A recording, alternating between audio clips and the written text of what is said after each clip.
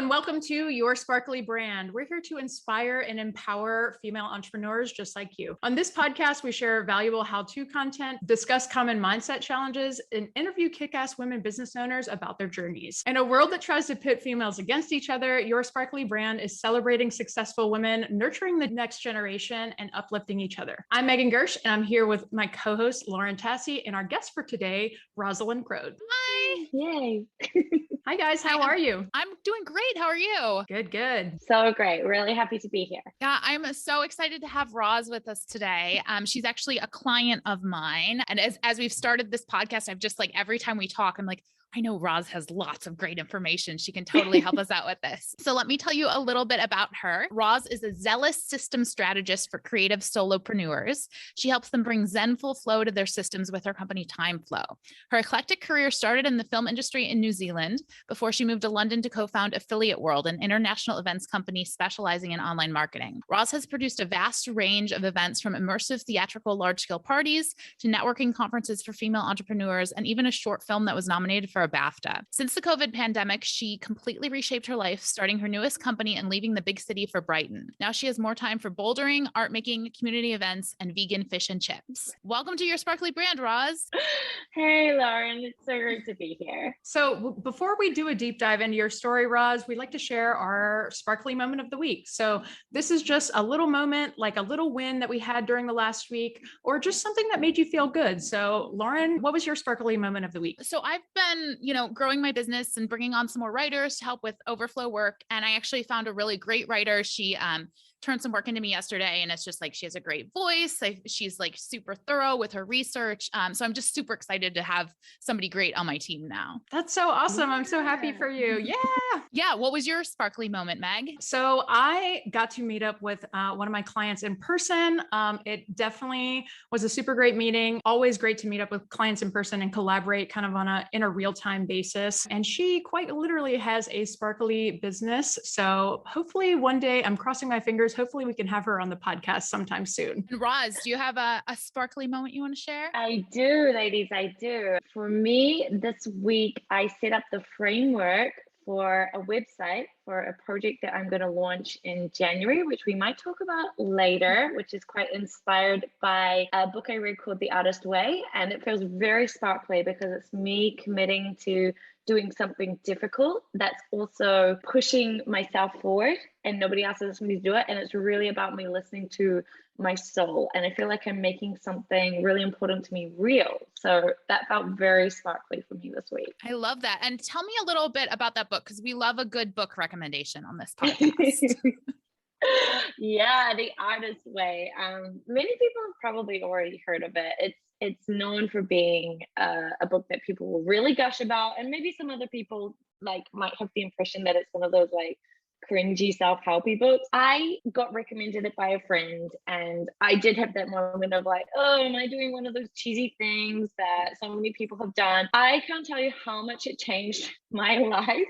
It's one of the reasons that I'm sitting in front of you today. It's a book that talks about reclaiming your creativity, and it's sort of like a program that you do over 12 weeks. You go through a number of different exercises, and you really start exploring when it was in your life that you might have got ideas about whether you're a creative person or not, and your perception of yourself today. And it's about reclaiming your creativity without associating it with having to be a fine artist. When I did this book, I had no idea where it was going to take me.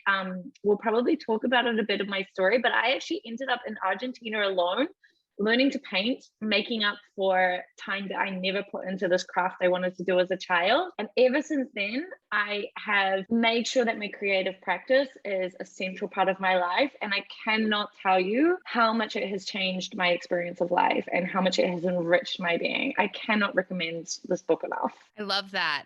Yes. So let's jump into your story then, because we're biting at it. So Roz, why don't you just start off by telling us a little bit about yourself? I know it's a globe-trotting story with many businesses. So just sort of tell us a little about yourself, who you are, what you do, and how you got to where you are today. Yeah, this is always such a funny thing, isn't it? You really start to see the themes of the type of person that you are when you retell a story. And it's when you look back, you think, oh, all these things make sense. But at the time, I've had no idea what I've been doing. Today, what I'm doing is I work with creative solopreneurs who are running a business and they're overwhelmed with all the things they have to do. And I help them make really simple systems to just make their life more useful. It's such a normal thing to be overwhelmed when you're running a business, especially on your own, and especially when you're doing creative work, because it's a little bit different from just doing data entry or something. You have to tap into this creative side of yourself, producing, writing like you do, Lauren. It requires you to give a little bit of yourself in a different way. And then to be doing marketing, to be doing the administration, it's a lot to take on. But my story has led me to a position that I tend to quite naturally think in systems. And so I love to come in and help solopreneurs just figure out what the little pieces are that they can put in place to make everything just more easeful. Because I think every solopreneur signed up for this life because they wanted to experience their life in a certain way, have a certain amount of freedom and creativity. And if you build the systems in the right way, you actually get to craft a life that your work is really integrated into it. And that's what I'm really passionate about, helping people come to that place that they're living a life that they want to live. So shall I dive into my story of how I ended up in this position? It's got a few twists and turns. Yeah. How'd you go from working in film in New Zealand to now you're in the UK doing something completely different? Yeah. How did that happen? Growing up in New Zealand, this beautiful paradise surrounded by nature, I guess you always want the thing that you don't have. And I had this blissful life in this lovely natural landscape. And all I wanted was the gritty adventure of like a big concrete anonymous city like London. So I had said in my mind that I was going to escape this lovely, quiet, idyllic place, and I wanted to go to this big bad city. And that, I guess that like part of me that was always imagining having an adventurous life led me into the film industry. So I worked in the film industry for years, and what you learn in the film industry, especially if you're in production like I was a lot of it is administration. To bring these really creative worlds to life, it takes a lot of organization to make sure that hundreds of people know all the decisions that they need to make and do all the things on time, because you have 24 hours that you have to make sure 100 something people do all of these things the way that you need. It's not an easy feat to bring together. So I did that for a while. And when I think back about it, being in film, you're kind of like a project entrepreneur in a way, because I ended up producing things. And when you're doing that, you're going through all the things that you might do in a business, but it's on a project to project basis. So I get tired of doing film. And I decided that I wanted to get into events. And I also had this dream that I wanted to move to London. And a few things kind of collided at the same time, where as I was moving, a group of friends approached me and they said that they had this idea. They wanted to start this event that would happen every year. They wanted to run a conference for online marketers. And I had my events background, but I wasn't that interested in doing something corporate. But then I also had this dream where I wanted to bring my film world to collide with this events world. And I thought it would just be magical to make these events come to life, which were like a film set for one night only in a party setting, that you could experience it and then it would be gone in the morning. So when my friends approached me, I was really intrigued by the idea of starting a business. And then I said, well, I would like to do this if we can do the after party my way. And they agreed, but they didn't know what they were getting into. So I guess to an extent, I didn't as well, which was probably a blessing. I moved to London and we start making this event. So we put our ads up. We said that 1,500 people were going to be in Bangkok for this event. And we made a brand. I had to think about the way that I wanted to present everything. And the people started buying tickets. So we realized we really had something here. And then I dreamed up this crazy after party where I wanted to make a pretend, it was going to be in Bangkok, the event. So I decided to create like a pretend backstreet market that the guests would arrive and they wouldn't realize that they'd stumbled into this market, and behind it would be as if you're having a party in the secret place. And we sold it to a company as a concept, and we said we're going to put all their branding into the party, and we made this whole thing come to life. And all of the guests came from around the world to the event, and before I knew it, we had a company because once we'd done that event, they were asking when the next one was going to be. So we decided we would do the next one in Europe. And what happened was, within a few years, I had a company to run this ongoing event. So it was in the online marketing world's calendar that every summer we would have an event in Europe, and then every summer in Asia we would have one in Bangkok. And things grew and grew and grew. And before I knew it, we had an 8-figure business. I had 30 staff helping me with this, and I was living my life in London. I feel like I kind of stumbled into it, but when I look back at all the steps I took along the way, I can see why I had the skills that I needed. I knew so much about systematizing things. I know about how to put things in order to make sure that things go smoothly. And yeah, I did that for about 5 years.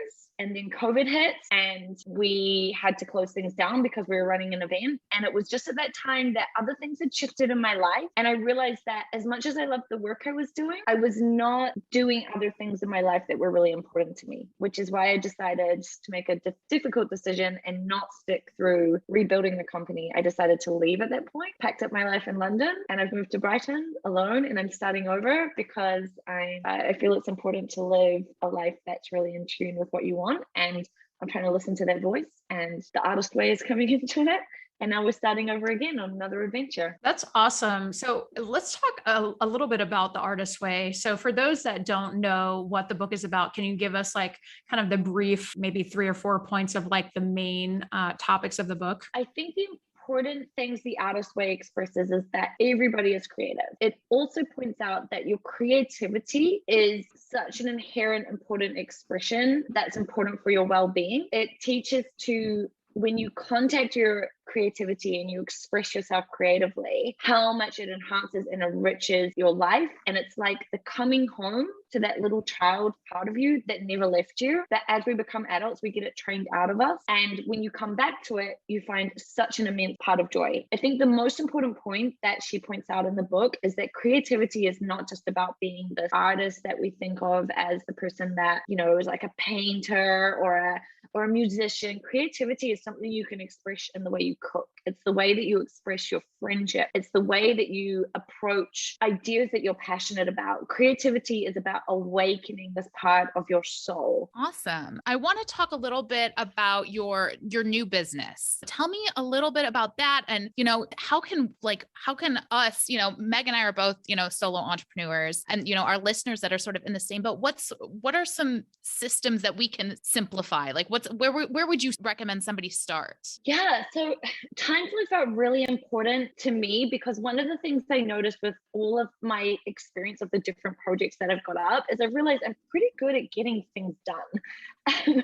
Because even when I was running my business, I was always still doing other things. I took on a master's while I was running the business. I went traveling because it felt really important to express myself in that way. I made a film that went on to be nominated for a BAFTA. And I started to realize there was something about the way I was going about things that if I said I was going to do a project, I would make it happen. And also, as I was running the business, I started to notice how we have this language around organization. We sort of talk about getting organized, or we sort of berate ourselves if we don't do things. And I noticed that didn't seem to be the way that I was approaching things, but I also seemed to be getting things done. So when I was working with my team, I took it upon myself to put the way that we approached organization at the center part of the way we were working. So instead of assuming that this is something that everybody knows how to do, I started to make it something that I taught and I coached on and I worked with people. And I would always try and stress to them that we're not here to beat ourselves up, but try and understand if you really want to make something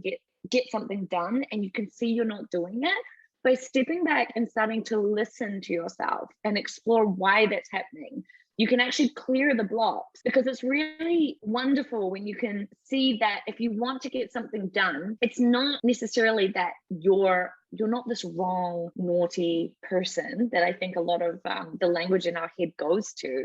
It's simply that you don't have systems that are helping you, giving you the ease to get past those difficult roadblocks that we always have. So when it comes back to time flow, I especially see with creative solopreneurs, this language that comes out a lot where people sort of talk as if there's this magic skill that they don't have. They think that people that are organized and getting things together just are born that way. And I like making people realize that systems are not about the tech that you use. It's not about being super efficient in spreadsheets. That stuff can help.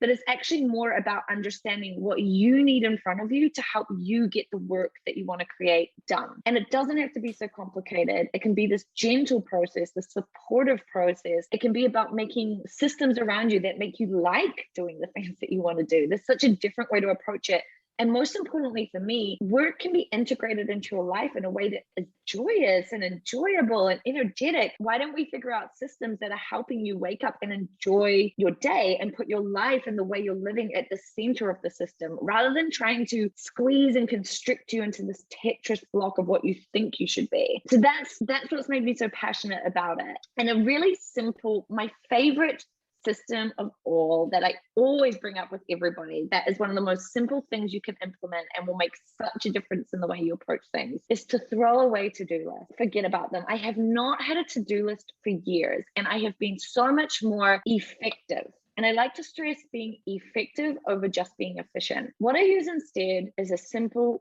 free tool called Google Calendar. And all I do is I make one little tweak. If I say there's something I want to make sure I get done, I put it in my calendar. I don't worry about the list, because to-do lists are great. You think, I've written the thing down and going to remember it. But what often happens is every time you get an idea, you add it to the list, and you add it to the list, and you add it to the list. And the problem is that it tells you what to do, and then it ends up telling you what you haven't done. What it doesn't tell you is when to do it or how to do it. It doesn't take you from that moment of having the idea to actually making it a tangible thing. When you take things off the list and put them in the calendar, you can also see realistically when this is going to happen. And if you see your calendar is already full, you can make decisions like, that is something I am not going to do, because I can see it's not going to get done. And so here's my option. I can either take it off the list and decide it's not something I'm going to do, or I'll calendarize it for a later date. But instead of having that kind of vague to and fro-y thing of like imagining that someday you'll kind of figure it out, you can just get realistic. And the biggest hack I have to teach people is about learning how many things you're just going to drop and not worry about. You start to notice that you get a lot more things done when you make what you're able to do more realistic with how much time you want to put into it, how much time you have available, and just practice the letting go process of not worrying about the things that, all the things that you are important to you to get done. As long as your priorities are straight and your calendar is reflecting the life you want to live, you'll start to see it's a lot easier to say no to those other things, because you realize you're really enjoying the stuff that you're doing.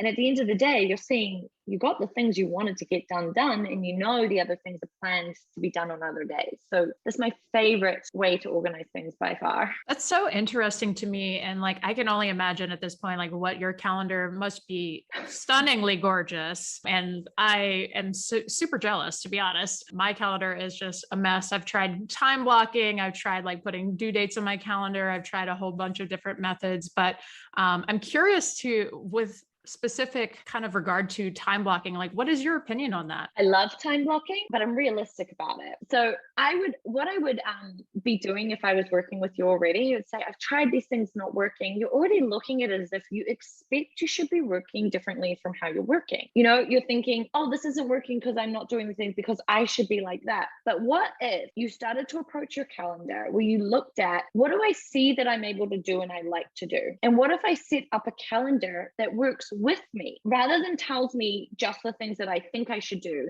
but it's actually the day I want to live, because I know realistically out of 6 hours, the realistic amount I will probably write is say 3 hours. What if instead of putting in 6 and kind of like hoping you'll push yourself into it, you realize, I notice after 3 hours, I really don't like to do any more writing. What if I start to plan the 3 hours? What could I do with all that energy that instead of fighting myself to try and get myself to do this thing I don't want to do, I started to use that energy for something I do want to do? And this is when it gets really interesting, because when you start to make a calendar that reflects you and how you want to work, you start to notice that you make decisions that are more in line with what you see as realistic. Things will get done. It might just be on a different rhythm you were expecting, but your body and your emotions and your soul have been giving you this information the whole time. But if you're making a calendar that doesn't reflect what you want, because all of those parts of you are really smart, of course they're going to fight back, because you're making a calendar for someone else. So that's the thing I always start with. And it's amazing when we start to set up calendars that fit with us, what they do.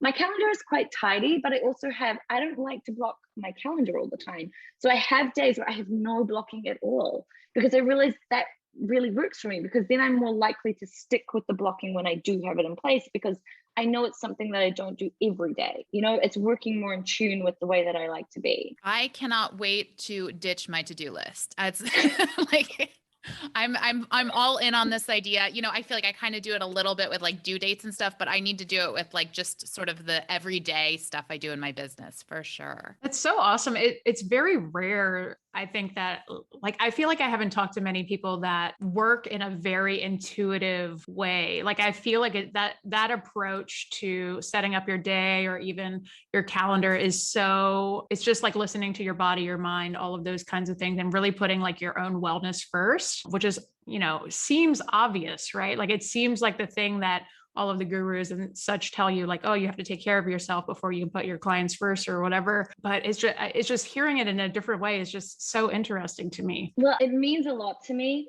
because like there's a lot in my journey. I started doing a master's in transpersonal psychology. And one of the things about this is about bringing in this understanding that being a human is confusing and complicated. And I don't think we need to like be harder on ourselves. I also like to remember the fact that we are really, really intelligent creatures, but we don't just have this intelligence in our minds that we think about. One of the fascinating things to imagine is the fact, if you break a bone, your incredible body knows exactly what to do to repair it for you. Your incredible body is breathing on your behalf every single day. Your heart is working its little booty off, beating away for you to keep you alive. Your body has a lot of intelligence that doesn't need your mind to interfere with it. What if we started to approach our bodily signals around anxiety, around fear, about that pushback, saying this is too much, and actually listen to it some more? Because I think we forget that some of these presumptions about the way that we work are human constructed things. The 8-hour workday came out of the Industrial Revolution. There's no law in the world that was created that said that this is the way that you have to work. The reasons that we've set these things up is so that we can fit in with the system that makes people work in a specific way. But the world that we're living in right now, especially with so much entrepreneurship coming out and the ability to start to create your own work, we have this amazing opportunity to start to reconsider the way that we do things. And what if we listen to ourselves a bit more intuitively, especially if we are going to be our own bosses, and started to design days that fit more with the way that the rest of my intelligence is telling me I like to be. I know for me, I love to be creative, but I can't demand myself to be in that space if I'm too tired or if I've been doing work that's really draining. So I don't set up days that I try and push myself to do things that aren't letting me flow.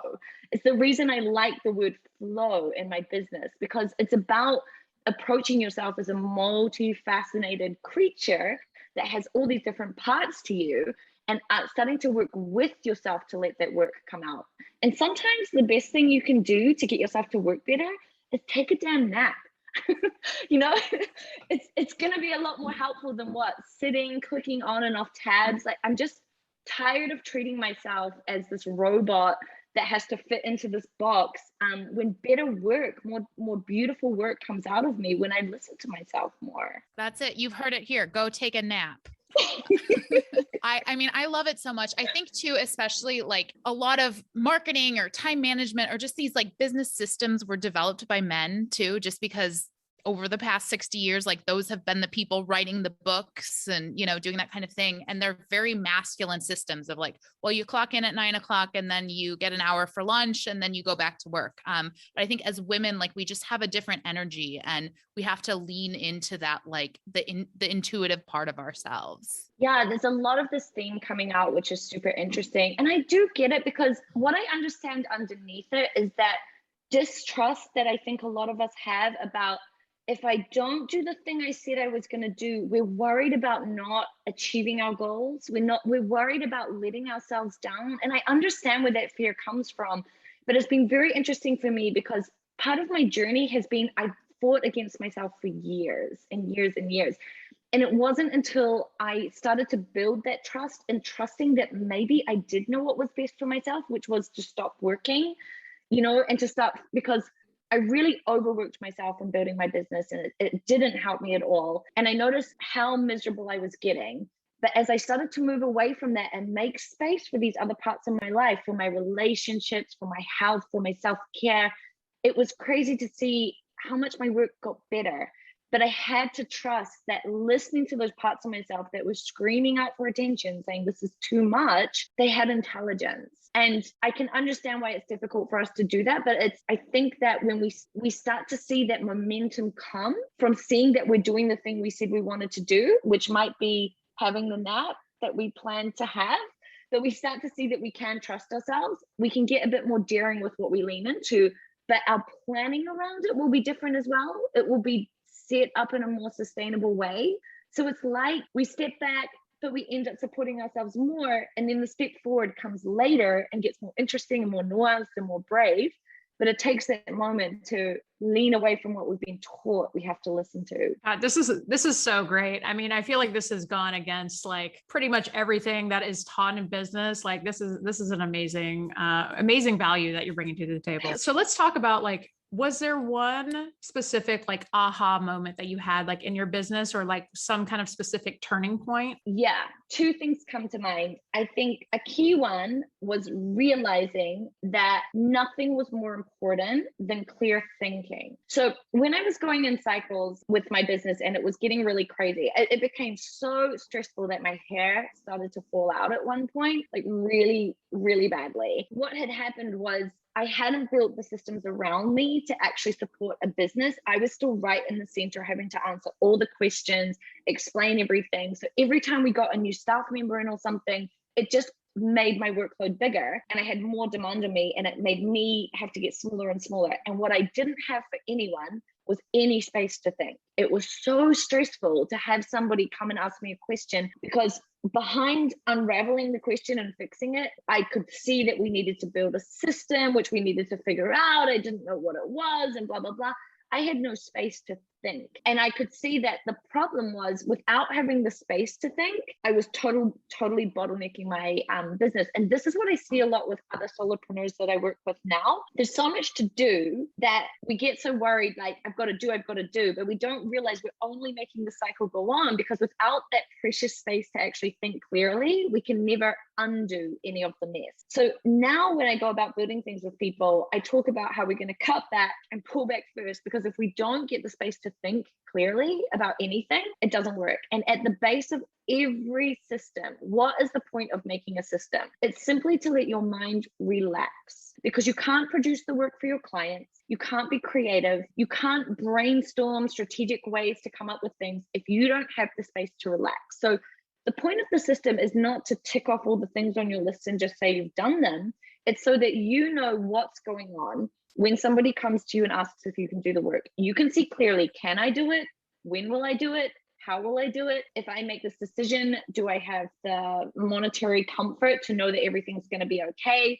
Do I know when things are due of me? Do I know what I need to think about right now? And when we have those things in place, you notice your mind relaxes. So when you sit down to do your work, the work comes out of you. So that's the key behind it. The other really big aha moment for me was when I realized building a business is not an ecosystem, it's an ecosystem. Because I realized how much I thought building my business was about me building my business. I'm building the business. I'm finding the people. I have to have the answers. I have to have the idea. And when I saw what a bottleneck I was becoming, I started to realize I was also the problem. When I viewed the business, realizing a business is a group of people who come together and share their talent and their ideas and they problem solve, I realized I had my focus all wrong. I kept looking outward, thinking the business was out there and I was leading us to it. The business was me bringing the people together, making an environment that they could work in, supporting them, encouraging them. And they were going to build the business with me. There's no business without the people. And I think even as a solopreneur, it's important to remember when you're in a business, you're in an ecosystem. You need to be able to provide a service that somebody wants. You need to be able to deliver the thing that they want. You need to be able to communicate with them. You need to fit in with a system beyond just what you're thinking about yourself. And it's important to look at the way that you can build the systems around you beyond just like keeping everything in your mind. You have the systems to support you to relax your mind so that you're not just relying on yourself. So these two things, I think, are the most important things that I discovered and really turned away around the way that I was running things. And what's a mindset shift that you had to make at some point to, level up and grow? A massive mindset shift has been to be courageous enough to not know. Because I realized so much of my gripping on to thinking I needed to do everything was the fear of admitting I didn't quite know, or the fear of admitting that someone else could do it better than me. Because I realized that although I said I wanted to have help, it was also quite scary, because especially if you're leading a business, I noticed that one of the fears that started to come up, which I wasn't explicitly saying outwardly until I started to realize it, was if I give all these jobs away and have other people do them, what will be the point of me, even though I'd started the business? And when I really realized that was happening, I started to see what my fear was coming from. But the really interesting thing is when you're leading a project and you're developing it, I don't know that I see it happen in other leaders. I've seen others sort of gripping onto things they don't need to grip onto and wanting to overcomplicate it because it's a scary thing to let go. I think it comes out in that mindset where we think someone can't do it as well as us. And underneath it, there can be a bit of this, I'm actually worried that if they do it really well, what does it say about what I'm going to do and what I've got to do? But what we forget, if you're the leader in the group, if you free your thinking space up and you free your time up, you carve out new things for you to do. You carve out new exciting challenges to have. You carve out space to create new ideas because you've made a system around you to support you. But that's unknown. So it's actually very exciting to step into that place. So when I made that mindset shift, that was really exciting because my job totally transformed. And it started to turn into this job that I loved doing, because instead of being the grumpy, anxious boss who was freaked out by every request she was getting because I was so tired, I became a really supportive, empowering boss. And my role became a lot more about coaching my team. And I realized I loved that. I didn't want to deal with all those problems I'd been gripping onto. I actually loved supporting them to come out of their shells and flourish. But I hadn't realized that would be the job I would get to create if I could just let go a little bit more and empower more of the people around me. That's awesome. I love that so much. So how do you let go? Because I am trying to learn that currently myself. So, oh my gosh, it's so hard. It's like the problem of being a human. Like, what human really wants to think about the idea we're not in all control of all of these things? We're every day trying to build up this facade. I mean, I try and practice being humble. One of the ways that I do that is I frequently put myself in situations that are too difficult and make me have to ask for help. Right now, one of the things I'm doing is bouldering, and I absolutely love it. And I'm so bad at it. And I notice I get to go through the same process of showing up, not knowing what I'm doing. It's so important to put myself in situations where I'm a total beginner and I feel nervous. So when I saw that happening, I was like, this is good for me because I haven't felt this in a long time. Too many situations, I'm like, I know what to do, especially as an entrepreneur where I do a lot of create my own work. Whereas when I noticed being at a wall, standing in these little shorts, putting chalk on my hands, I suddenly felt this flurry of nerves to put my hand up against the wall. I was like, oh, this is out of the comfort zone again. So I try and do lots of things like that again, just to keep practicing letting go. And I can advise bouldering if you've never tried it before, if you literally want to practice letting go, because it is such a great lesson to climb up a really high wall and realize you have to trust falling backward and falling safely on the ground and that you're going to be okay. It's a very, if you want a very concrete way to practice it, I can highly recommend it, and your heart will certainly flourish. Okay, so we talked about throwing away our to-do lists and putting it all into a Google Calendar, which is obviously a very simple tool. Are there any tools that you recommend or that you love for, saving time and saving sanity? Absolutely. They're probably not exactly what people would expect again. So I do use tools. I think tools can be great, but I like to start with simplicity always. We bring in a tool if we really can see there is no simpler way to solve it. And the way that we decide if there's something simple, we first question, can this be thrown away altogether? How much is this essential? Will the world stop turning if I keep this? Because often an easier thing to do is to decide things I'm just not going to do anymore. So we always start with questions like that. It's my best time saving tip. Decide what you're just not going to do anymore. Beyond that, some really key things that I always implement with someone is about cleaning up your digital clutter. Today, our offices are in our computers, they're in our hands, but we seem to treat these spaces so differently than we do a physical space.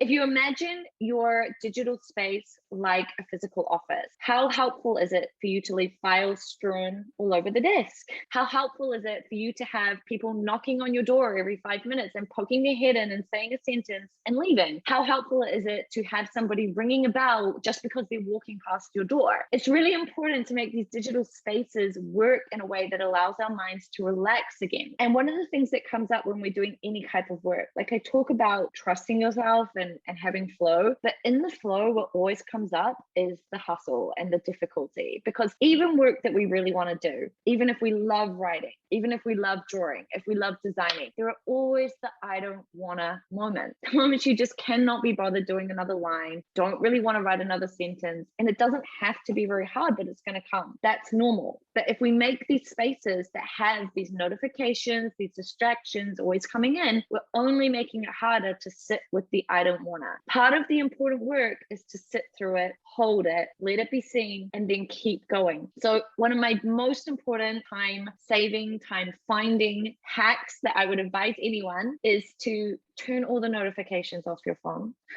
You really do not need to know the second that things come in. I have no notifications on my phone, no notifications on my computer, and I've had it like this for years. It's crazy to me to have any of these things coming up. I take all my work apps off my phone because I know people can find it really scary, but it's funny the relief it can give you afterwards when you realize when you deal with work stuff, you do it in one place, you're going to do it in one go, and you're going to do it once. Because what happens when we stream everything out and we have it all over our phones, we end up opening the email, but we opened it when we're at the movie and we couldn't do anything about it. So we looked at it and we're like, okay, I'll get to it later. So what we're doing already is now we're thinking about a problem we can't solve. We're imagining something that we're going to have to do later. So we're taking ourselves out of the present moment. And then we're having to look at the email the second time. And when you're looking at the second time, it's easier to put it off because maybe it's something that you don't really like doing or something like that. When you start making habits that when I sit down, I do all my emails in one go and then I close it down, it's a lot easier to get in that space, do it, and then leave it. So I take notifications off. I separate my work stuff and my personal stuff so that I don't have the worlds combining. I take all that work stuff off my phone so that I get away from that addiction cycle of thinking that I need to look at this all the time. And I make sure my workspace is really clean and tidy and I do one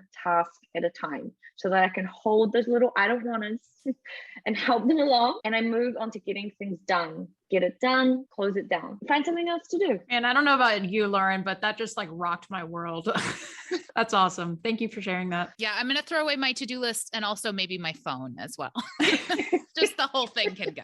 I mean, people have seen me on LinkedIn. I've been preaching this thing since I moved. I didn't have Wi-Fi. And at first I hated it so much. Lauren, you know, I was like, I can't get back to you. This is really frustrating. But I think like with any addictive thing, it's normal to have withdrawal. And I realized I was having withdrawal symptoms from my Wi-Fi. And I'm pretty good at not using stuff, but I was like, oh, it's those little like empty moments in the evening that it's just easier to Google something, read something, see a YouTube clip. And I have restrictions in place. And I realized what happened after the withdrawal was it got really interesting because I had to fill my time in other ways. And I started to do creative things. I started to make stuff. Those books that have been sitting on my shelf for years are read. And I realized sometimes these boundaries that we think that voice is like, I don't want to do that. It's actually it's like one of the most beautiful gifts we can give ourselves is to have some harder boundaries between these digital worlds that we're diving into. So this is an exception to do this podcast tonight, but I've actually decided to continue it and I turn my Wi-Fi off. I don't just turn my phone off. I turn the whole thing off in the evening and I have all the ripples of the discomfort. It will be easier to turn it on and I just hold that a little longer. And I notice what it does by taking away the things that are not, if I think of myself as an old lady, how much do I like the image of myself as a 35-year-old woman living in Brighton, hunched over a gadget, scrolling on images? Is this the life full of the memories that I want to live? It's not. I like the idea of seeing myself painting, creating, reading, learning, from that creating adventures that are really interesting. So I realized when I put these boundaries in place, I'm also doing Grandma Ros a really big favor, because it means I'm just by force starting to behave and interact in the world in the way I want. And so I found it really beautiful and inspiring. And I've just decided, I'm going to be a more Wi-Fi free house, which when I mention to people, they get so freaked out. So I imagine doing something a little bit radical, but I hope I can start this movement and get more people on the Wi-Fi free train, because it's pretty fun. Awesome. So we've talked a little bit about older Ros, but if you had to give one piece of advice to younger Ros, what would it be? I remember going back 4 or 5 years ago when my hair was falling out and I was so stressed. And I remember the thing I kept saying at the time was, I don't have time to sort this. I don't have time to fix this. I don't have time to figure this out. And I really didn't think I did. I had so many demands. And when I started to realize a year had passed, 2 years had passed, we're going into the 3rd year, and I was looking around. I'd moved to the city that I'd wanted to live in since I was very young. And I was spending all of my time in a laptop, stressing about work. And I was like, how long do you not have time for? I would remind my younger Ros now, time is all you've got. That's all you've got. And if you don't step back and sort this out, all that's going to happen is you're going to chew up the only thing you have, because time is your experience. I mean, she figured it out when she needed to figure it out, when she was done learning that lesson. But I did waste a lot of time. And it's a shame, because that was the precious thing. I don't want to do that anymore. So I like thinking towards older Ros, and I hope I'm learning these lessons really well now, because it really is everything. That's so beautiful. Thank you for sharing that. So what's coming up next for you? What projects are you excited about? What do you want to, sort of share and get out there in the world? Yeah, I'm so excited about this. So stepping in to do Time Flow has felt like a really courageous move, because it meant leaving a really successful business and trusting that I'm going to figure things out. And if I keep listening to my soul and my spirit and all the things that feel really true, that this will lead to the right path for me. And one of the things I wanted time for is to have more investment in my creative life. So we started off talking about the artist way, and moving to a new city was about changing my lifestyle. I want to be more active out here. I want to be more present. I want to be in my community. And I thought to myself, how can I make this really fun? And how can I shape the life that I'm wanting to live? So I decided to make a creative project that I'm going to commit to for a whole year, which is called Creative Flow. And what I'm doing every month of the coming year, I'm setting a theme. And just like the artist way teaches you to practice doing, is I would dive into that theme and I can just explore it however I like. So I have a friend called Sam Finesse who did this a few years ago and called it a creative quest. And I said to him, I want to do a creative quest for the year. So if I have a theme like food, I might dive into it. I'll be like, it's all about learning to cook. I might go into a local soup kitchen and go and hang out with them for the day and learn about things. I might go and try and meet some chefs and ask them about their stories. I can explore it any way that I want, but for that month, I'm just going to dive into that theme. So that's why I was setting my website up earlier. And it's going to, I think, be a really interesting way for me to get to know my community, the people around me. I want to meet other artists, other solopreneurs, find out what makes life interesting out here, and just see what comes out of me when I start putting this energy into the world and connecting with people in a really, in a deeper, more connected way. I love that so much. That sounds like the funnest project. So where can our listeners find you online? Yeah, I would love if anybody wants to come and hang out and share about what's going on with them. And I always love to connect with solopreneurs who are having trouble. I have so many different tips and things I'm so happy to share. So if you want to stop by and tell me about what's going on in your world, I'm on Instagram on Ros Croad, which you guys can put up afterwards. And I write on LinkedIn every